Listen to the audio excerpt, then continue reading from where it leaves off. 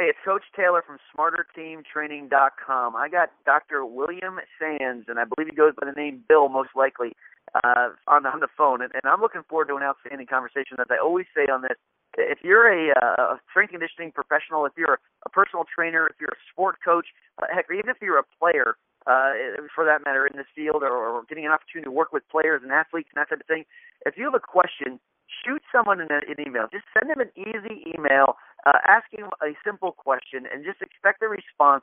The great ones, the very, very good ones in this field, will not only find time, but they're going to make time to respond to you and provide feedback.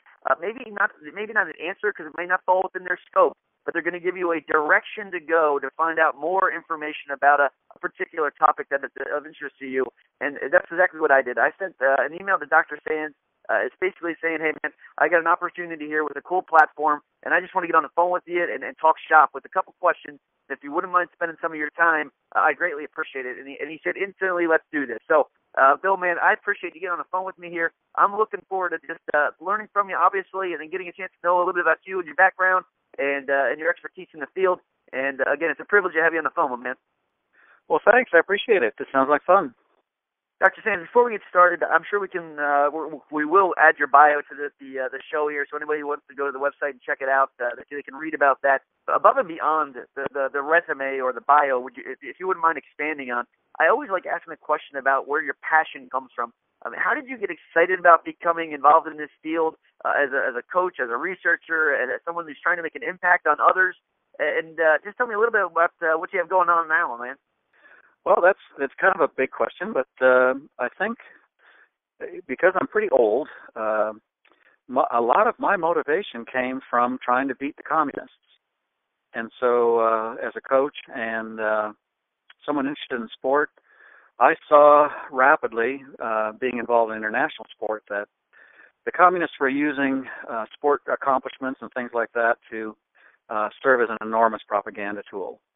And as a patriotic American, I guess, I was looking at the opportunity to use sport from the American side and do everything I could think of to beat the commies. And so that led me to study training and whatnot as an undergrad. It led me to building and coaching young female gymnasts, of which I had several Olympians, coached the world championship team, things like that. And from gymnastics, of course, you learn that physical training, physical fitness is absolutely paramount. And so you have to be pretty fanatical about conditioning in order to be successful in gymnastics. And so I had to learn a lot. A lot of the stuff that I started with during, I would say back during the glory years of Green Bay and Vince Lombardi, we had a lot more questions than we had answers, and most of what we did was just pushing harder longer, and it was kind of an angry coaching. At least was kind of an angry profession because it seemed like the way to accomplish things was to threaten and that sort of stuff. But most of the time, in that threatening, you were relying on adrenaline in order to get people to perform well, and I thought that was really dumb. And so anyway, I mean, I imitated. I tried to imitate the best coaches that I knew. And my first year of coaching, I had kids that were just phenomenal in the first part of the season. They were creaming opponents.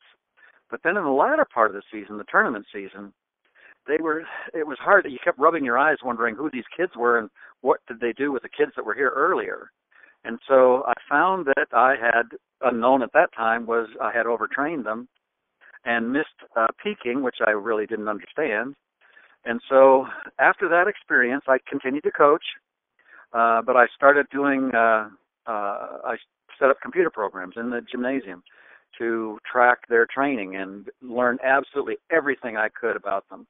I took them to Dr. George Lesmis's Human Performance Laboratory at Northeastern, and had them tested there 4 times a year, trying to figure out how to peak them at the right time because I felt like I had let them down.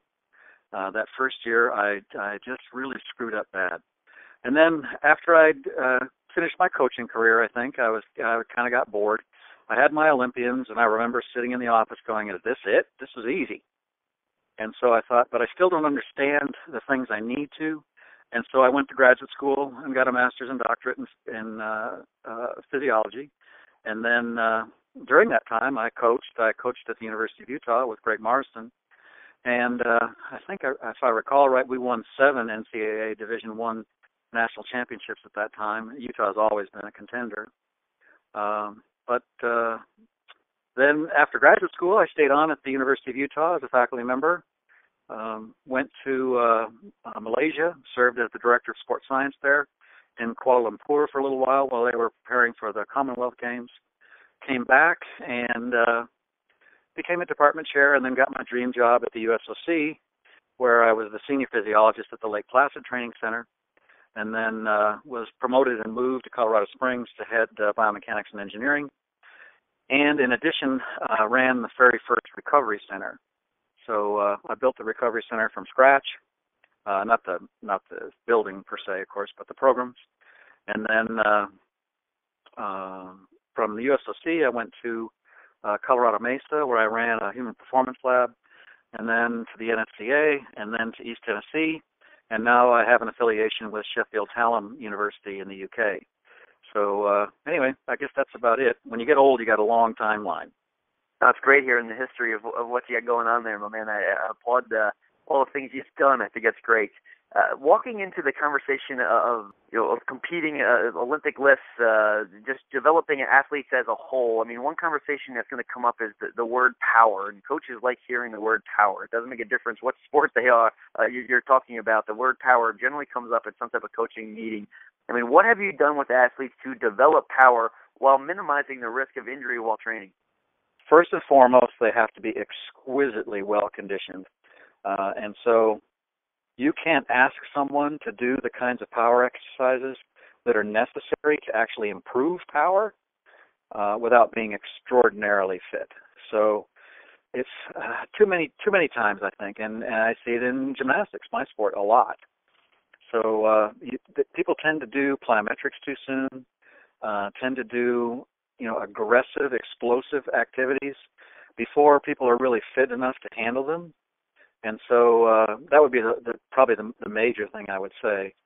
Then at the USOC, of course, everybody did Olympic lifts there.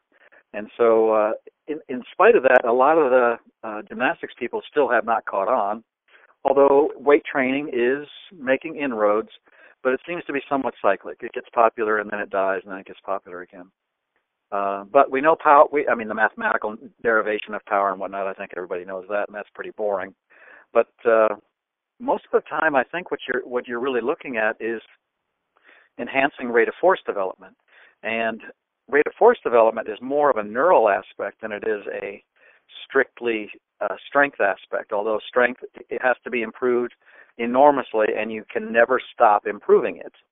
But you also have to be able to lift fast, and so the Olympic lifts, of course, deal with that. And the ability to reverse directions fast, I think, is another aspect of it. But obviously, there are some simple tests. Vertical jump is probably the most common to look at power activities, but you really need to measure it on a force platform. That's something I have learned, and unfortunately, then it gets somewhat expensive because you have to have some sophisticated equipment in order to do it. The power approaches that are used in the sports that I'm familiar with rely almost exclusively on Olympic lifting.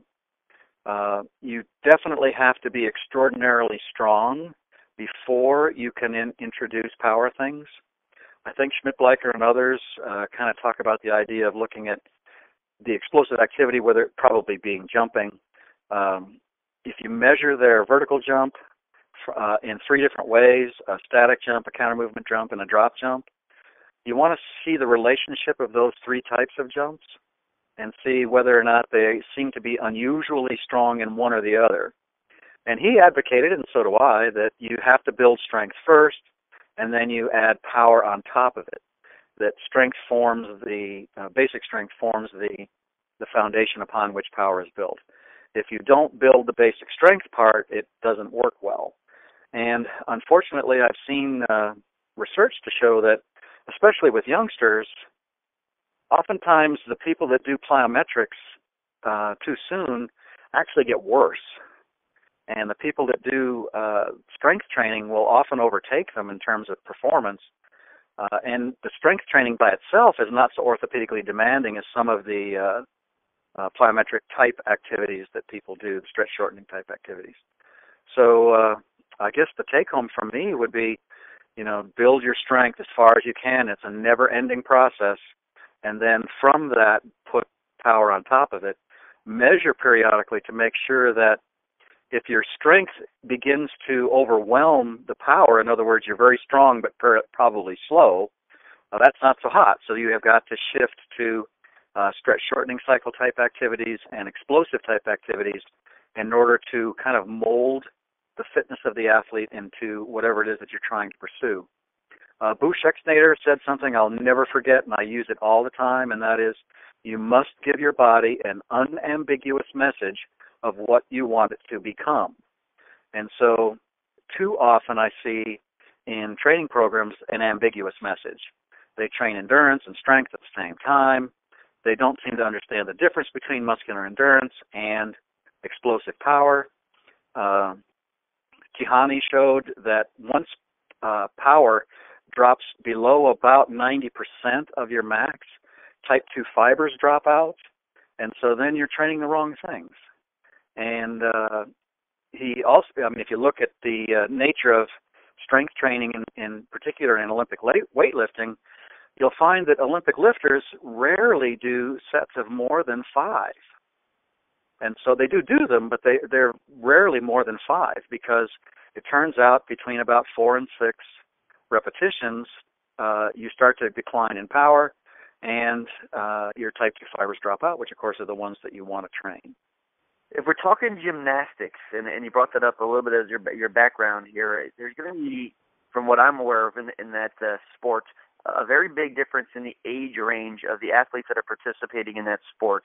Does age, and I'll talk about chronological or the training age of an individual, make a difference when you're developing a weight training program? Well, age certainly makes a difference, yeah. But I think training age is probably the most important. It just so happens I'm doing a lecture in a couple of weeks online where I'm going to talk about growth and development for 6 to 11-year-olds and 12 to 16-year-olds. And the demands and the nature of age-appropriate activities for those two age groups are dramatically different.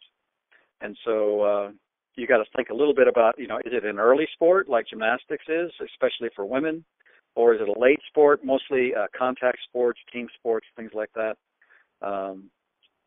Some of the data shows that those people in late sports that try to practice really early and get really good never quite make it, or it ends up hurting them in the long run. Early sports is fairly simple. Women's gymnastics is fairly easy. You start at about age 8, and you go as hard as you can with age-appropriate things, of course, and then you reap your benefits when they're 15, 16, something like that. So in late sports, it's quite a bit different. They can certainly do training, but it should be broad-based training. I think what Bonfa used to call multilateral development. For a long time before they think about really specializing in a particular sport.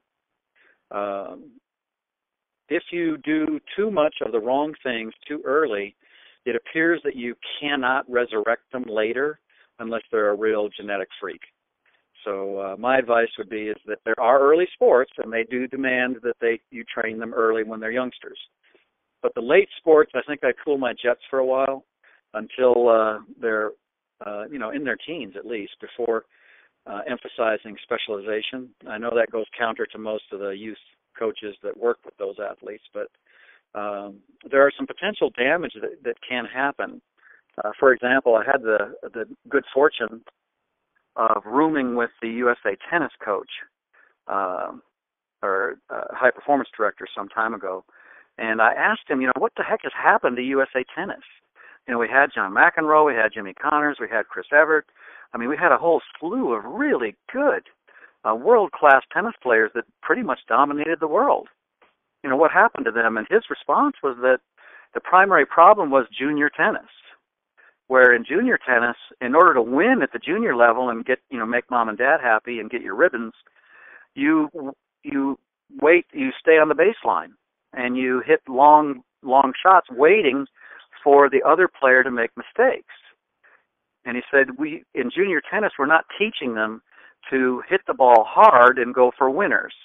And so if you can win by staying on the baseline because neither of you and your opponent, your skills are not stable yet, then that's kind of a dumb way to win if you're really thinking long term. So I would say the same for strength and power is that you've got to ensure that the foundations are laid well, but then you have to wait for their body to catch up and their ability to handle the higher training loads that are going to be required to be really extraordinarily powerful somewhat, later in their career. Now, in gymnastics, we push it early, and fortunately, there are a lot of kids who do respond early, especially women, and they can develop extraordinary power levels even before adolescence. But most of the best female gymnasts now are adolescent or getting older. They're in their late teens, 20s. We have some females that have had children and come back to the sport and still continue to do well. So the idea that gymnastics is just an early sport is probably not true anymore. It's kind of a full dimension sport going from cradle to, in your 30s.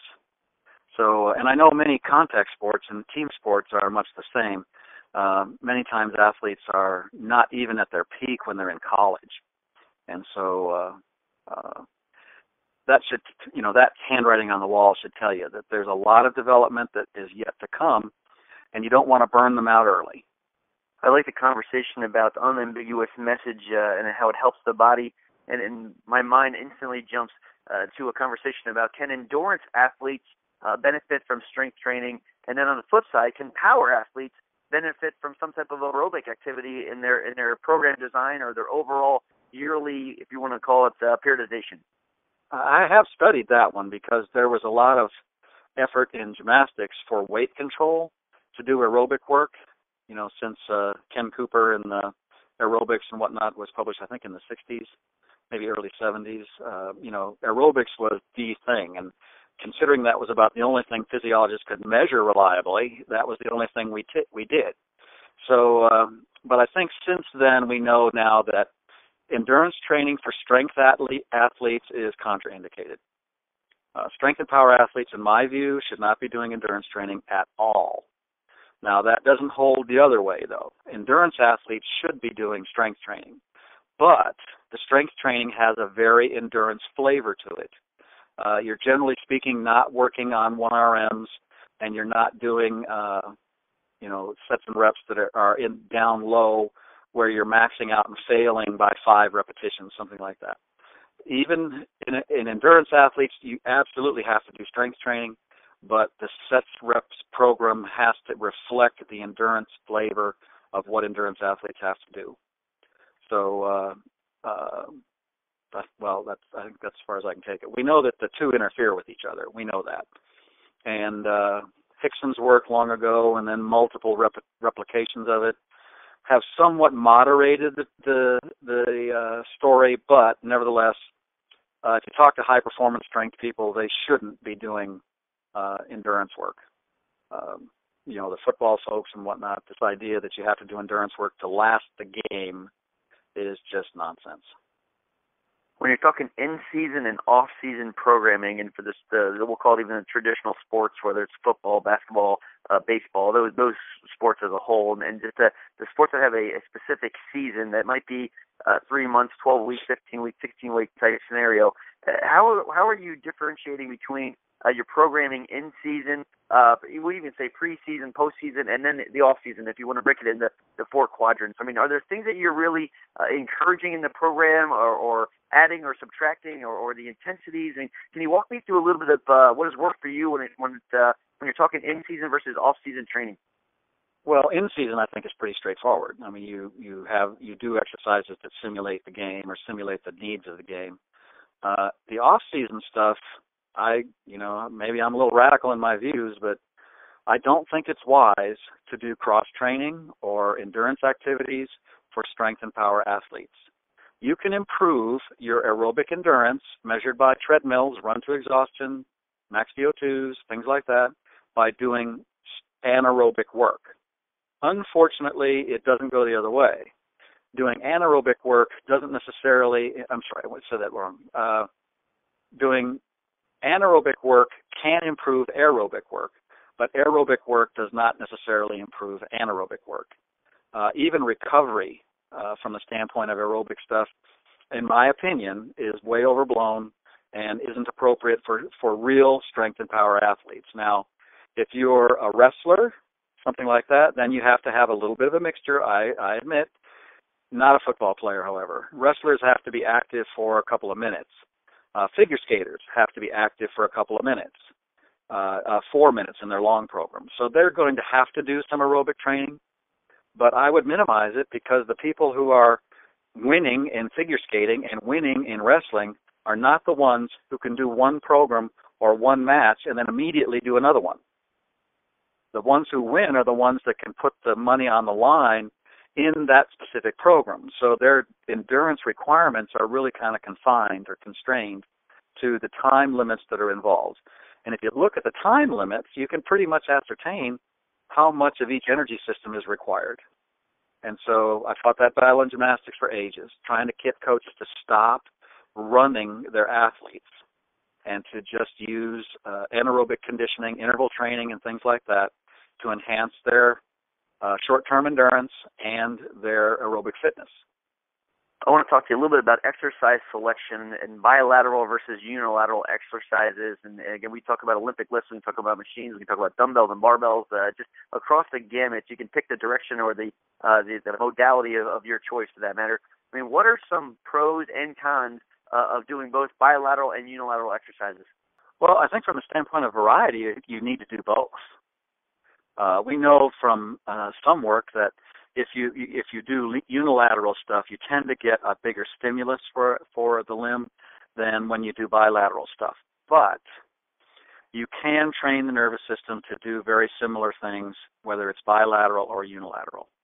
So a lot of it depends on what the stimulus is and how long you've applied it.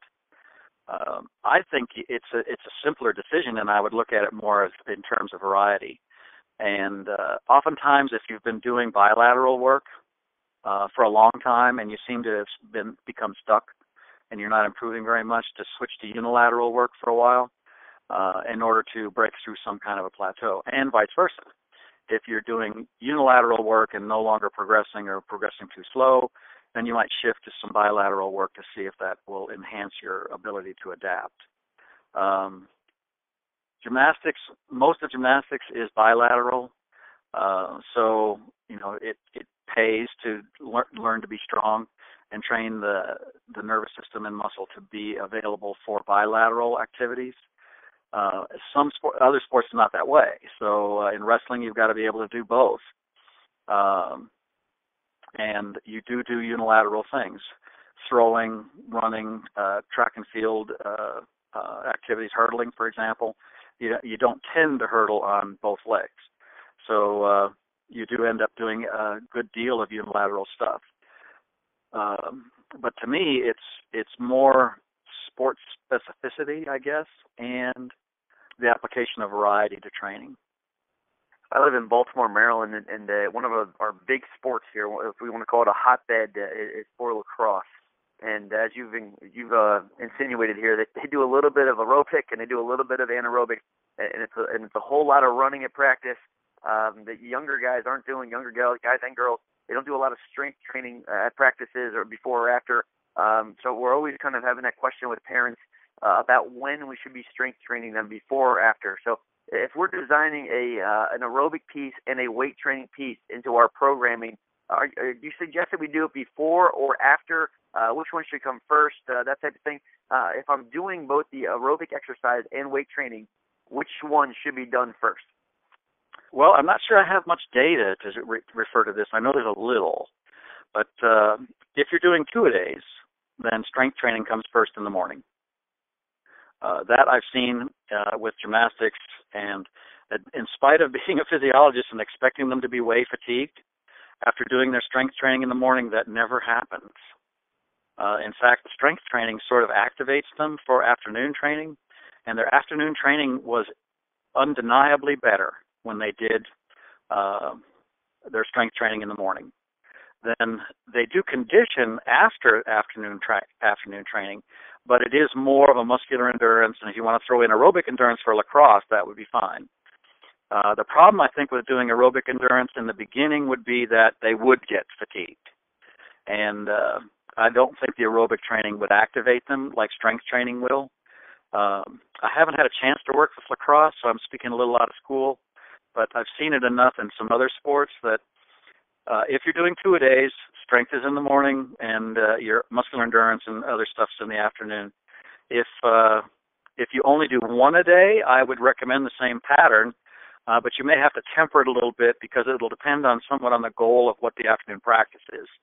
If your goal in the afternoon practice is high skill performance, doing strength training before it may impact the skill performance.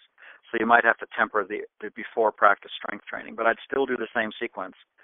I have to admit, it blew my mind to see it in action because I was expecting the kids when it was instituted to look terrible, but they didn't. In fact, they looked better, and they continued to look better. It was astonishing.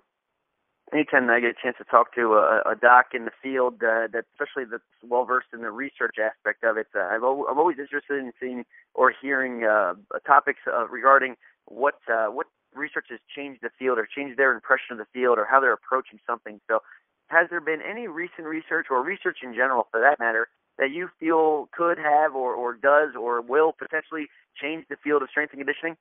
That's a good question. Mike Stone and I used to talk about this all the time. Both of us were searching for a paradigm shift. We looked at, one of the things we used to talk about all the time was that initial honeymoon period when you start a strength program. It could be your first strength program, or it could be a strength program after a long layoff. And we were rattling our heads trying to figure out how we could duplicate that initial enormous change in strength and whatever fitness characteristic you're pursuing in those first several weeks of a new program. How could we institute that later? And we kept thinking, doggone, the loads, the relative loads in the early stages of a program are enormous stimuli because the body's not fit enough to handle them yet. And then later, in order to get those same high loads, we just kept bumping into the problem that we'd probably injure them. And so I think that is one area that needs more investigation, where we try to figure out what accelerates that neural component in the beginning, which is mostly neural adaptation. And then when you change over to mostly structural adaptation, can we revisit the neural again somehow? At this point, I'm not sure how. We've played with hypergravity training, wearing weight vests all day long, as Bosco did. We did it with BYU women's track, and we got good results. They improved their jumping and power abilities just by wearing a weight vest with 10 to 12% of their weight in it all day long. Now the girls had some troubles with shin splints if they wore it during training, so we had to moderate that part a bit. But that seems to me to be another area that we could investigate.